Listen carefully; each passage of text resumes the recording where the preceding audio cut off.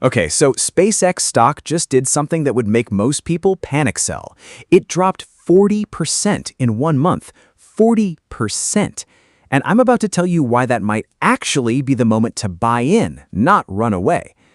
If you don't know, SpaceX went public back in June. Biggest IPO in Wall Street history, no joke. It priced at $135 a share, and within days it was flying. I mean, literally past $225, past Amazon, past Microsoft, briefly touching a $3 trillion valuation. People were losing their minds.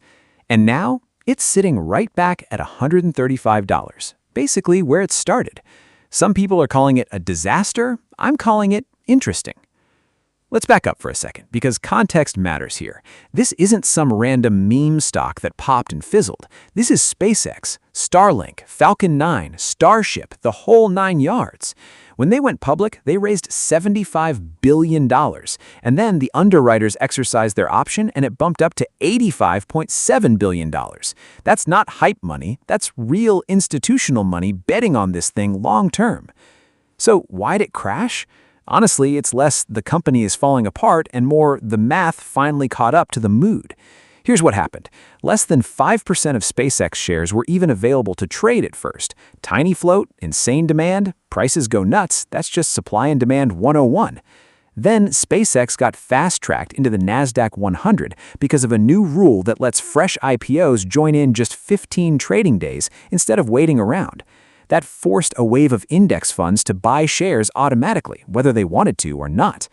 Once that mechanical buying dried up, gravity took over. But that's not even the biggest thing hanging over this stock right now. The real story, the one everybody's watching, is the lockup. Here's the deal. Almost all of SpaceX's shares are still locked up, meaning employees and early investors literally can't sell yet. That changes starting in early August, right around their first earnings report. About 911 million shares, worth roughly $123 billion, become sellable. That's more than the entire float that's trading right now. And if the stock happens to be riding high going into that date, another 455 million shares unlock too. By December, about 40% of the whole company could be tradable. The other 60%, that includes Elon's stake, and that stays locked until the middle of 2027. So yeah, August is the real test, not the price today, August. And get this, short sellers already smell blood. Right now, about 31% of the tradable float is sold short. That's an insane number for a stock that's only been public a few weeks. Normally, that kind of short interest takes years to build up.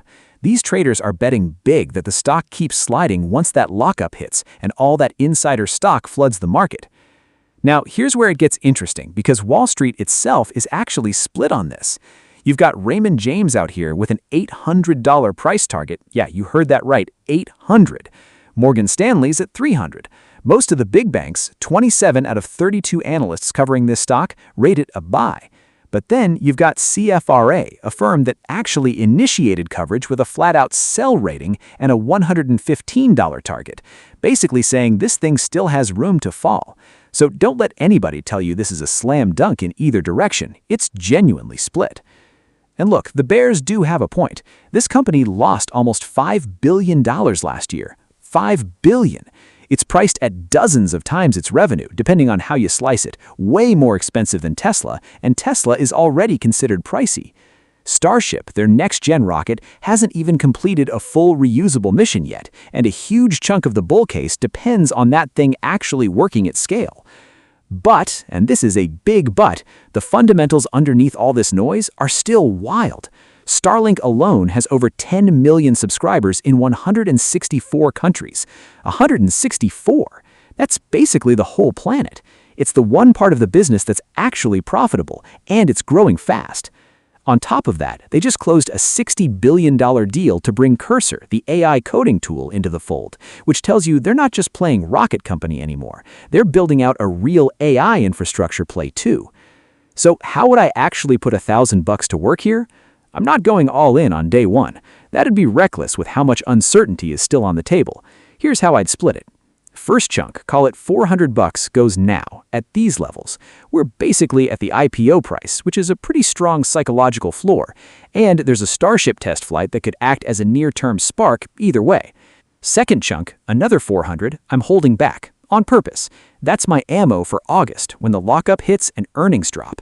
If the stock dips hard because insiders are cashing out, that's actually my chance to buy in cheaper, not a reason to freak out. And the last 200, that's my wildcard money.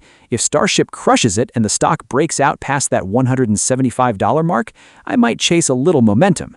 But if things go the other way and this thing craters below $100, that's when I go all in on that last piece, because at that point, the risk-reward starts looking really, really good. Here's the bottom line. SpaceX didn't stop being SpaceX because the stock dropped 40%. They're still launching more than any country on Earth. Starlink's still growing like crazy. The tech is still real. What changed is just sentiment, and sentiment swings a lot faster than actual businesses do. Now look, I gotta say this, I'm not a financial advisor, this isn't advice, just how I personally think about it, so do your own homework before you put real money down. But if you've been sitting on the sidelines waiting for a pullback on this one, you just got it. The question now is whether you're brave enough to actually use it.